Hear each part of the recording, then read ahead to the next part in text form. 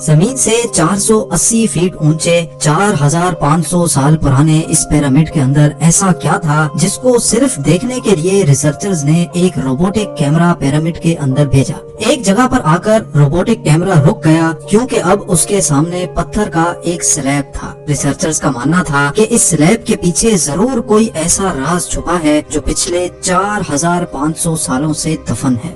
یہ راز ان کو ہر قیمت پر جاننا تھا، اس لیے انہوں نے روبوٹ کے آگے ایک ڈرل مشین لگائی جس نے اس پتھر کے سلیب میں باریک چھید کر دیا۔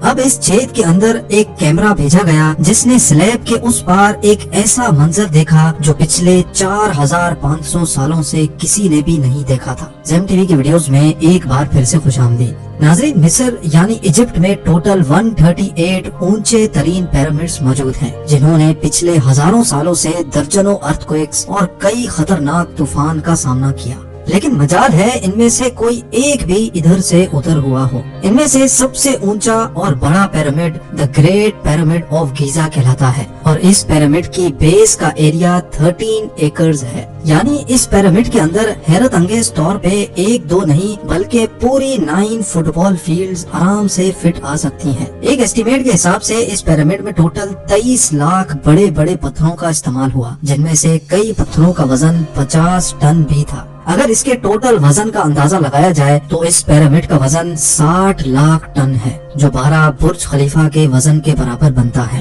لیکن اتنے اونچے اور عالی شان پیرامڈز بنانے کا آخر مقصد کیا تھا؟ ہزاروں سال پہلے جب انسان کے پاس کوئی ٹولز بھی موجود نہیں تھے، تب ان پیرامڈز کی دیواروں کو کیسے انچ بائی انچ لیول کیا گیا؟ کیسے 50 ٹن وزنی پتھروں کو اسکوائر شیپ میں کاٹ کر بغیر کرین کے ہی 480 فیٹ اونچائی تک پہنچایا گیا؟ اور ان کو بنانے میں ایسے کون سے انجینئرز کا ہاتھ تھا جنہوں نے ان پیرامڈز کو ارتھ کوئک پروف کے ساتھ ساتھ ان کی تمام سائڈز کو ایگزیکٹلی 51.5 ڈگری کے اینگل پہ سیٹ کیا؟ یہ سب آپ جان سکیں گے آج کی اس ویڈیو میں، تو آئیے شروع کرتے ہیں۔ Challenge number 1۔ کئی صدیوں سے مختلف ریسرچ ٹیمز اس پیرامڈ کی کنسٹرکشن ٹیکنیک جاننے کے لیے سر جوڑ کر بیٹھی تھیں کہ آخر اس پیرامڈ کی ہر side exactly north, south, east اور ویسٹ پہ بغیر کمپس کے کیسے سیٹ کی گئی ہوں گی۔ کئی ایکسپرٹس کا ماننا ہے کہ اس ٹائم کے آرکیٹیکٹس نے سب سے پہلے ایسی زمین تلاش کی ہوگی جو لاکھوں ٹن وزنی پتھروں کا وزن جھیل سکے۔ اس کے بعد پولر سٹارز یعنی وہ ستارے جن کی مدد سے ارتھ کے پولز کا پتہ پڑتا ہے، ان کی مدد سے پیرامڈ کی ہر سائڈ کو مارک کیا گیا۔ نہ کوئی کمپس اور نہ ہی کوئی آپٹیکل انسٹرومنٹ، صرف اس بیسک ٹیکنیک سے ہزاروں سال پہلے اس پیرامڈ کی ڈائریکشن سیٹ کی گئی، اور وہ بھی 0 ایررز کے ساتھ۔ Challenge number 2۔ اگلا چیلنج تھا زمین کو لیول کرنے کا۔ جس 13 ایکڑ کی زمین پر اس پیرامڈ کو بننا تھا، اس کا لیول تھوڑا سا بھی آؤٹ ہوتا تو 23 لاکھ پتھروں کے اس پہاڑ کا کھڑا ہونا بالکل بھی ممکن نہیں تھا۔ اب اس زمین کو لیول کرنے کے لیے اس ٹائم کے انجینئرز کے پاس نہ ہی لیزر لیولر تھا اور نہ ہی ببل لیول۔ ایکسپرٹس کا ماننا ہے کہ کنسٹرکشن سائٹ کی چاروں سائڈز پر کھڈا کر کے اس میں پانی ڈالا گیا ہوگا، اور پھر ایک سائیڈ کے پانی کے لیول سے دوسرے سائیڈ کے پانی کے لیول کو میچ کیا گیا ہوگا۔ جو زمین کا حصہ پانی کے لیول سے میچ نہیں کر رہا ہوگا، اس کو چھینی اور ہتھوڑوں کی مدد سے کاٹ کر لیول کیا گیا ہوگا۔ کئی ایکسپرٹس کا ماننا ہے کہ اینشنٹ ایجپشنز نے اس سمپل ٹول کا بھی استعمال کیا، جس کی دونوں سائڈز پہ لکڑیاں اور اس کے ٹھیک سینٹر پہ ایک رسی سے پتھر بندھا ہوا ہے۔ اگر پتھر زمین سے ٹچ ہو گیا اور اس کی رسی ٹھیک سینٹر لائن پہ آ رہی ہوگی تو اس کا مطلب ہے کہ بیچ کی زمین پرفیکٹلی لیولڈ ہے۔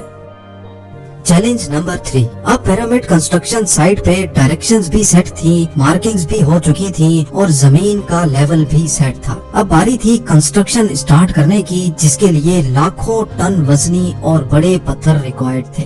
لیکن یہ پتھر کاٹنے کے لیے نہ ہی ان کے پاس گرائنڈر تھے اور نہ ہی جیک ہیمرز، لیکن پھر بھی انہوں نے 50 ٹن وزنی پتھر کاٹے بھی اور ان کو اسکوائر یا ریکٹینگل شیپ بھی دیا۔ لیکن آخر کس کی مدد سے؟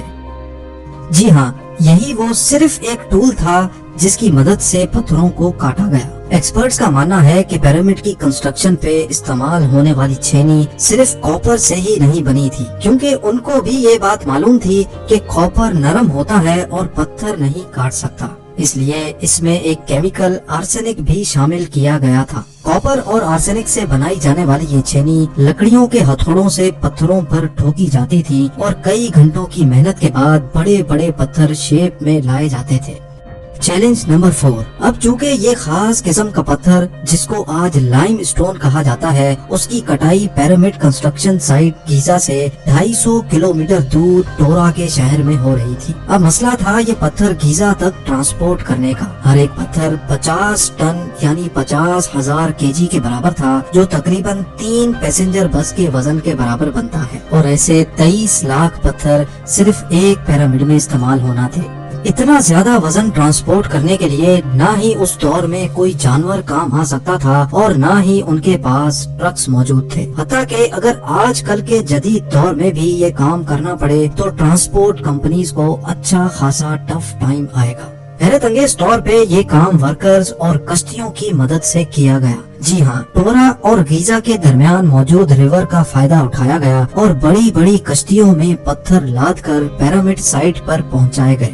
ایکسپرٹس کا ماننا ہے کہ یہ کام اتنا آسان نہیں تھا۔ شپس میں اتنے بڑے پتھر کی لوڈنگ اور ان لوڈنگ میں کم سے کم بھی 500 مزدوروں کی آرمی ایک ہی وقت میں لگائی گئی ہوگی۔ Challenge number 5۔ جو ایکسپرٹس کی ٹیمز پیرامڈ کی کنسٹرکشن پر ریسرچ کر رہی تھیں، ان کو اب اپنے کئی سوالوں کے جواب مل چکے تھے، لیکن ایک بات ان کو ہر وقت ستا رہی تھی کہ لائم سٹون کٹ بھی گئے، ٹرانسپورٹ بھی ہو گئے اور کنسٹرکشن کے دوران ایک کے اوپر ایک لگنا بھی شروع ہو گئے۔ مسئلہ یہ تھا کہ پتھر اتنی اونچائی تک آخر پہنچائے کیسے گئے ہوں گے۔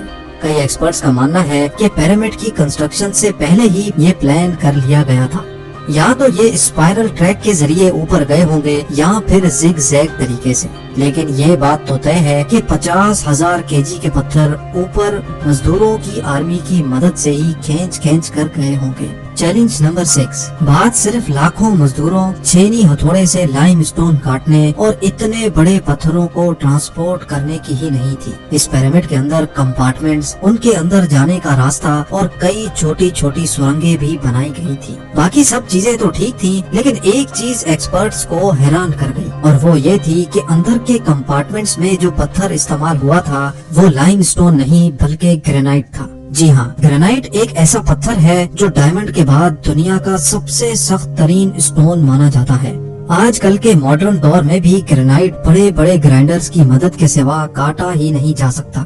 دنیا بھر سے کئی آرکیولوجیکل ایکسپرٹس کو پیرامڈ کا وزٹ بھی کروایا گیا، لیکن کسی کو بھی اس بات کا سراغ نہیں ملا کہ 4500 سال پہلے ایجپشنز نے گرینائٹ جیسے ٹھوس پتھر کو اتنی صفائی سے کیسے کاٹا تھا۔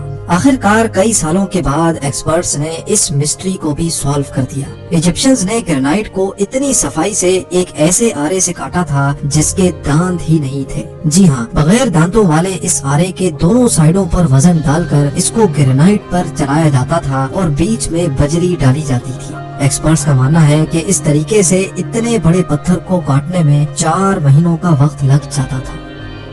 آخرکار پیرامڈز بنانے کا مقصد کیا تھا؟